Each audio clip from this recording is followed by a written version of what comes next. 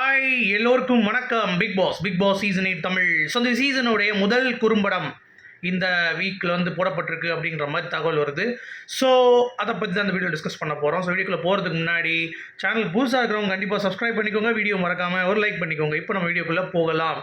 So இந்த season மட்டும்தான் வந்து பார்த்தீங்கன்னா ரெட்டு எல்லோ குறும்படம் அப்படின்ற ஒரு வார்த்தைகள் கேட்காத ஒரு சீசன். அதே வந்து விஜய் சேதுபதி அவர்கள் ஸ்டாண்டர்டாக செட் பண்ணி இந்த சீசனில் வந்து பார்த்தீங்கன்னா கொண்டு போகணும்னு பார்க்குறாரு. அதாவது ரெட்டு எல்லோலாம் கொடுக்கக்கூடாது, எவனா விளையாண்டானா அவனை போட்டு கடிச்சு வச்சுருவார். ஸோ அந்த மாதிரி ஒரு கேட்டர்னில் வந்து ஒரு ஷோ வந்து நடத்திட்டு இருக்காரு அப்படிங்கிறது பார்க்க முடியுது. பட் ஆனால் இந்த செங்கலா அது செங்கலா வைக்கிறது போல கருங்கல்லா அப்படின்னு வச்சுருக்கலாம். அந்த டாஸ்கில் பயங்கரமான ஒரு அக்ரஷன் நடந்தது. அன்ஷிதாலாம் வந்து ஸ்மாக் போட்டாங்க. ஜெஃப்ரி வந்து பார்த்தீங்கன்னா வர்மக்கலையெல்லாம் வந்து பயன்படுத்தினா. இன்னமும் அவனுக்கு தான் வந்து எல்லாம் தெரியும், எந்த நாடியில் எந்த நரம்பு அடித்தோம்னா பெரிய இந்தியன் தாத்தாவுடைய ஜூனியர் சிஸ்டர் இவர் அப்படியே வந்து கிழிச்சிருவார் அப்படின்ற மாதிரி அவர் ஒரு இதெல்லாம் போட்டார்.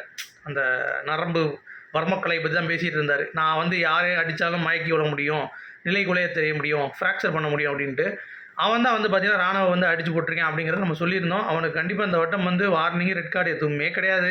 சரியா, எல்லோ கார்டாச்சும் கொடுப்பானா அப்படிங்கிறத வெயிட் பண்ணி தான் பார்க்கணும் கொடுப்பாரான்ட்டு. சரிங்களா. ஸோ அது வந்து ரொம்ப ஒரு மோசமான ஒரு ஆக்டிவிட்டி. அதாவது இவ்வளோ தூரம் பண்ணியே விஜய் சேதுபதியை வந்து மூஞ்சில் வந்து மிளகா வைக்கிறானுங்க. இன்னும் கமல் சார் மாதிரி இருந்திருந்தாலும் இந்த சீசன் வந்து பார்த்தீங்க அப்படின்னா எத்தனை கார்டை கொடுத்துருப்பாருன்னு தெரியல. அவர் பாட்டு என்ன நிமிஷத்துக்கு ஒரு கார்டா அப்படின்ற மாதிரி. ஏன்னா போன வட்டமே வந்து விஜய் வர்மாவுக்கு ஒரு ஸ்ட்ரைக்கு, நிக்சனுக்கு ஒரு ஸ்ட்ரைக் கார்டு, 2 ஸ்ட்ரைக்கு, குறும்படம் வந்து ஏகப்பட்ட குறும்படம் வந்துச்சு.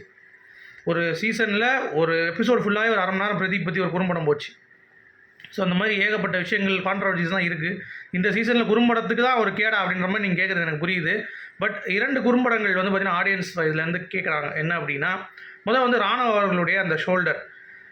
நேற்றுலாம் பார்த்தீங்கன்னா அந்த பையன் வந்து ஸ்ட்ரைட்டாக கை வச்சே படுத்துட்டான். இந்த சைடு கட்டு போட்ட கை வந்து இப்படி தான் வச்சுருக்கணும், இப்படி படுத்துட்டு இருக்கான்.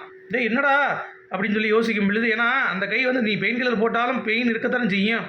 பெயின் கில்லர் போட்டால் பெயின் சுத்தமாக போகுங்கிறது கிடையாது. இல்லை கையை நீங்கள் ஃபுல்லாக இப்படி ஃப்ளெக்சிபிளாக நீட்ட முடியும் அப்படிங்கிறது ஒரு பக்கம். பட் இப்போ கொஞ்சம் வலி வந்து நியூட்ரலைஸ் ஆகிடுச்சா அப்படிங்கிறது நம்ம செக் பண்ணணும். ஆனால் நேற்று எவிடெண்ட்டாக தெரிஞ்சிச்சு ராணுவ வந்து பார்த்தீங்கன்னா அப்படி திரும்பி படுக்கிறப்ப ஒருவேளை அந்த பிக் பாஸ் ஸ்கிரிப்டை போட்டாங்களா அப்படிங்கிறது தெரில.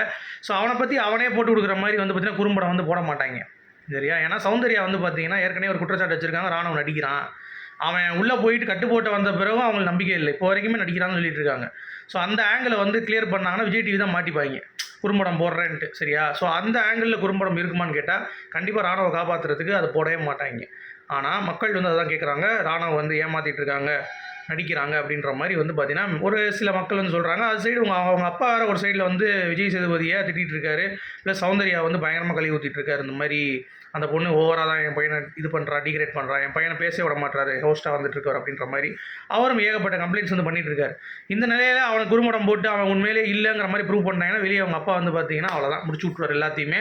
அதனாலே விஜய் டிவி வந்து பயந்துட்டு இருப்பாங்க. சரி, அப்போ என்ன தான் குறும்படம் போடுவாங்க பாசிபிள் இருக்குன்னா இன்னொரு ஹை சான்ஸ் வந்து பார்த்தீங்கன்னா அன்ஷிதாவுடைய ஆக்டிங் எக்ஸ்போஸ் பண்ணலாம்.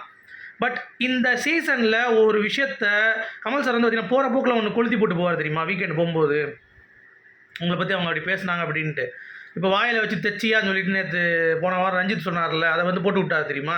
கரெக்டாக பேட்ச் மூஞ்சி வச்சு தைக்கணுன்ட்டு. அந்த மாதிரி கமல் சார் வந்து வாரம் ஒன்று பண்ணிட்டு போயிடுவார். அப்படி இல்லாத பட்சத்தில் ஒரு குறும்படத்தை போட்டு நீங்கள் இப்படி பேசியிருக்கீங்க அப்படின்ற மாதிரி போட்டு அதை வந்து ஃபயர் பண்ணி விட்டு போயிடுவார். அந்த மாதிரி எந்த நிகழ்வும் வந்து விஜய் சேதுபதி பண்ண மாட்டார். ஏன் தெரியுமா, கமல் சாருடைய ஃபார்மெட்டை அவர் பண்ணக்கூடாதுன்ற ஒரு முடிவில் இருக்கார். ஏங்க கமல் சாருடைய ஃபார்மெட் குறும்படம் வேணால் இருக்கலாங்க, அதுக்கு வேறு ஏதாவது பேர் வச்சுக்கோங்க. நம்ம வந்து சூடான படத்தை பார்ப்போமா அப்படின்ற மாதிரி கூட வைங்க. ரெட் கார்டு எல்லோ கார்டுங்கிறது அது கமல் சார் கண்டுபிடிச்சது இல்லை, அது கேமோடைய ஃபார்மேட். அதை கொடுக்குறதுக்கே யோசிக்கிறீங்க, அப்படி தூக்கிட்டு நிப்பாட்டுறதுக்கே எனக்கு புரிய மாட்டேது விஜய் சேதுபதி அவர்களோட ஹோஸ்டிங்கு. ஸோ ஏதாவது ஒன்று கொடுத்தா தான் மக்கள் வந்து இந்த ஷோ விரும்புவாங்க. ஏதாவது ஒன்று நெகட்டிவிட்டி இருந்தால் தான் இந்த ஷோக்கான ஒரு வேல்யூ. அப்படி இல்லைனா உங்களுக்கு பாசிட்டிவிட்டி தான் இருக்கணும் அப்படின்னா இந்த ஷோ வந்து உங்களுக்கு டிஆர்பி 3 அப்படி தான் வந்திருக்கு. போன வாரமே 3 தான் இருக்குது, 3.3 சம்திங் என்னமோ வந்து இருக்குது அப்படின்ற மாதிரி கேள்விப்பட்டேன். ஆனால் அதுக்கு முந்தின வாரத்தோட பரவாயில்ல, 50 நாளில் 2 போயிடுச்சு, 2 பாயிண்டில் போயிடுச்சு.